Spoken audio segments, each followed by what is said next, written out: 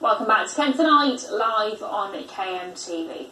There are fervent calls to dismantle new cycle lanes, with many saying they're putting people's lives at risk. COVID cycle lanes have popped up all around the county after a surge in numbers are taking up the sport, but campaigners say they're unsafe. Councillor Fowler has this report.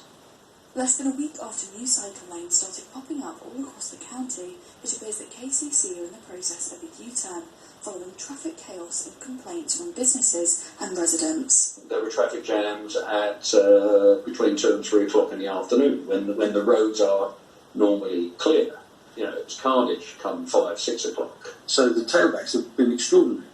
Added to that, the fact that all the children have gone back to school, so we've got loads more children doing the school run. We've got more buses on the roads because of the reduced capacity of the system. So it's just been a disaster. After writing to Damian Green, the Ashford MP, and his local councillor, David was told by both that they knew nothing about the scheme ahead of time. So it seems crazy for the government and for KCC to spend this money without consulting any of the relevant constituencies, as it were. The retail scene, we've lost Marks and Spencer's, we've lost Debenhams. To then try and strangle off the town centre is just crazy.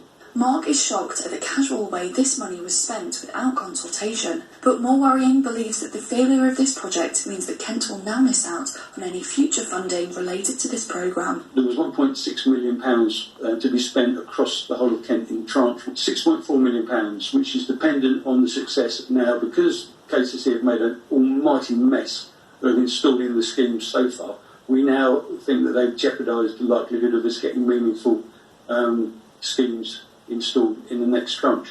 He was also told last night at the Joint Transport Board meeting by the Borough County Councillor that the whole scheme was being withdrawn, which he believes is not a moment too soon.